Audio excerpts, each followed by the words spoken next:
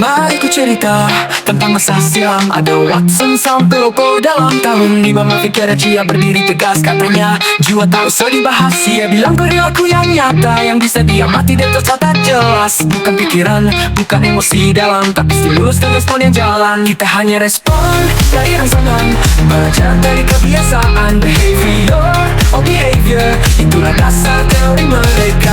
Watson lawan skill pun datang, operan condition jadi terang. Dengan reward dan hukuman, kita terbentuk bukan bawaan.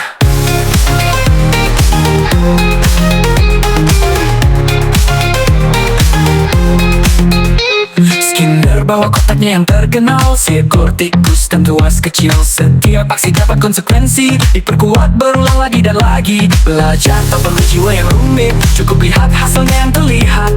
Perilaku bisa dikondisikan, bukan takdir tapi lingkungan. Kita hanya respon dari rangsangan, belajar dari kebiasaan. Behavior, oh behavior, itulah dasar teori mereka. Watson lawan skill pun datang, operan condition jadi terang.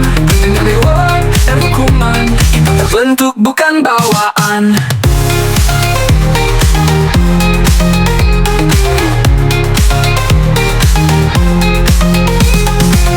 Kita hanya respon dari rangsangan, belajar dari kebiasaan.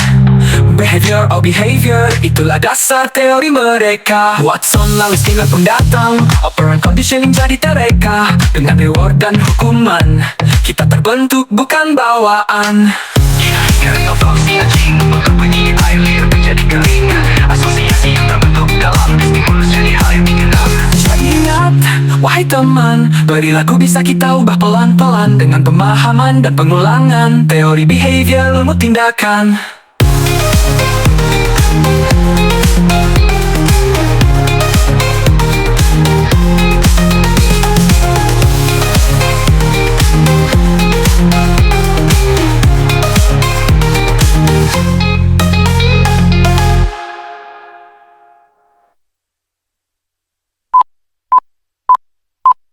Aku terletak tentang masa silam. Ada Watson sampai Lopo dalam tahun 5 Fikirnya berdiri tegas katanya, jiwa tak usah dibahas.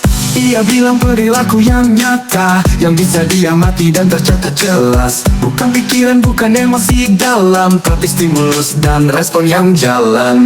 Kita hanya respon dari rangsangan, belajar dari kebiasaan. Behavior, oh behavior, itulah dasar teori mereka. Watson lalu Skinner pun datang, operan conditioning jadi terang. Dengan reward dan hukuman, kita terbentuk bukan bawaan. Skinner bawa kotaknya yang terkenal, psikotikus dan tuas kecil. Setiap aksi dapat konsekuensi, diperkuat berulang lagi dan lagi. Belajar tak perlu jiwa yang rumit, cukup lihat hasilnya yang terlihat. Perilaku bisa dikondisikan, bukan takdir tapi lingkungan.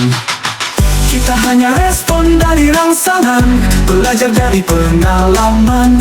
Behavior, oh behavior, kita dibentuk oleh luar sana. Nasika dari pangkal si anjing, berbunyi air liur pun jadi kering. Asosiasi yang terbentuk dalam, stimulus dari hal yang dikenang. Kita hanya respon dari rangsangan, belajar dari kebiasaan. Behavior, oh behavior, itulah dasar teori mereka. Itulah dasar teori mereka. Watson lalu Skinner pun datang, operan conditioning jadi terang. Dengan reward dan hukuman, kita terbentuk bukan bawaan.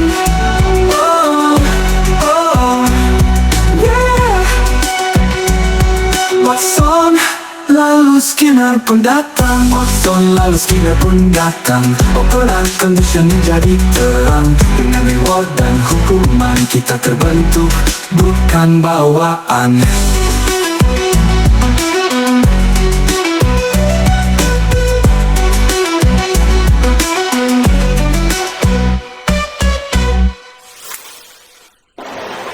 Rahim, Hingga aku bisa menjadi pelan-pelan dengan pemahaman dan pengulangan teori behavior yang tindakan.